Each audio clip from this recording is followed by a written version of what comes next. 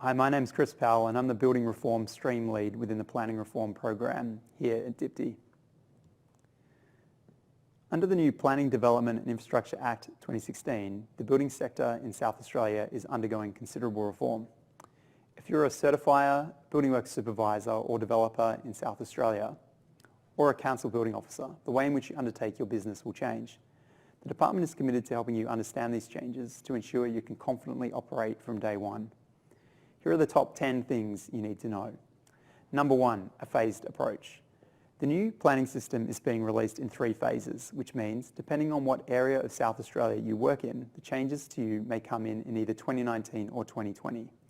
The first release of the Planning and Design Code will take place in mid-2019 when it commences operation in land not within a council area. In these areas there are low numbers of applications and the state government will remain their primary assessment manager.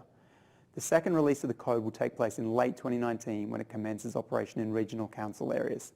From this point, new applications in regional council areas will be lodged and assessed under the PDI Act and accepted via the SA Planning portal. The third and final release of the code will take place in mid-2020 when it commences operation in metropolitan council areas. Number 2 concurrent systems. Due to the phased commencement of the new planning system, applications in progress under the Development Act will continue to be progressed under that Act until they are finalised. For practitioners, you will need to ensure you are operating and making decisions under the relevant legislation and regulations. We understand that for some of you this may add a degree of complexity to your work, particularly for private certifiers, and appreciate your patience during implementation. Number 3, Accredited Professional Scheme. South Australia's new Accredited Professional Scheme became operational on 1 April 2019. This means that private certifiers and council building officers will now need to become accredited under the new scheme in order to keep making decisions at their current professional level. For current private building certifiers, from 1 July 2019, you'll be deemed to be accredited at your current level of professional practice via transitional legislative provisions. However, please see the most recent Building Standard newsletter, which provides further advice in relation to this matter, particularly as it relates to private indemnity insurance. For council building officers, accreditation will not be required until the new Planning and Design Code becomes effective in your council area, but make sure you don't leave it too late. There is a suite of information about the scheme on the SA Planning portal for your benefit. Number 4, deemed to satisfy decisions. Building certifiers will be able to make decisions on development proposals, as they currently do under the Development Act, under the new PDI Act as well. The new planning system provides for a new category of development called deemed to satisfy. Decisions that building certifiers can make will be limited to deemed to satisfy, which is criteria based. If a proposal does not meet this criteria, then council will become the decision maker when the application shifts to a performance-based assessment. Number 5, online lodgement of development applications. Once the code is operational in regional areas for Phase 2, all planning and building consents will be required to be lodged and provided via the SA Planning portal. This means that both private certifiers and council building officers will need access to the system to receive applications and progress them through with the applicant. For developers, who are usually the applicant, they'll be able to take advantage of the SA Planning portal to lodge, prepare and track all applications in the system, regardless of who the assessment manager is.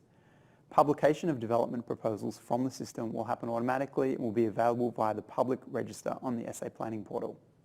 Training will be provided to all professionals who will use the system to ensure that they can use it properly and progress applications assigned to them. Number 6, new building regulations. New building regulations have been drafted that address areas of emerging need in the building sector and aim to deliver a safer and higher quality built environment. These regulations were made available for comment in early 2019 and will be incorporated into the General Development Assessment Regulations under the new Act. Key areas of change for building will focus on improving the provision and flow of information relating to building rules consent, improving the process around essential safety provisions, and also improving the way that final approval works, including new statements of compliance and new certificates of occupancy. Once these new regulations are approved, the department will release a suite of easy-to-understand information to help practitioners, both in the planning and building space, and the community understand what the key changes are and what they mean to them. Number 7, swimming pool regulations. Standalone regulations for swimming pool compliance and safety are also being prepared that will complement the general regulations under the Act. These regulations will carry over existing requirements as they relate to swimming pool safety, with reform of these rules slated for future reform under the Act. Number 8, new ministerial building standards. The current ministerial building specifications are now being converted to new ministerial building standards. These will help make South Australian building rules clearer under the National Construction Code. And the first 5 of these, required to support Phase 1 implementation, were released for public consultation on 2019, with further standards to be released with each phase to capture different areas in South Australia. The first 5 standards will be in place for Phase 1 and relate to issues relevant to the whole state, such as maintenance of ESPs. Keep an eye on the portal for more info, particularly as these are published. Number 9, inspection policies. A statewide set of council inspection policies is also being prepared to replace the numerous and disparate inspection policies adopted at local level by individual councils at present. This will give us a single overarching direction for the inspection of building works that will help South Australia achieve increased levels of compliance across council regions. This change will provide for a consistent approach to inspections while still retaining flexibility to respond to local needs. Consultation on these new policies is expected to commence in June this year. Number 10, where you can find out more. Simply go to the SA Planning portal to find the latest information on what the reform means to you as a building professional. If you haven't already done so already, we also recommend that you sign up to receive updates on the reform program via the Planning Ahead and the Building Standard newsletters.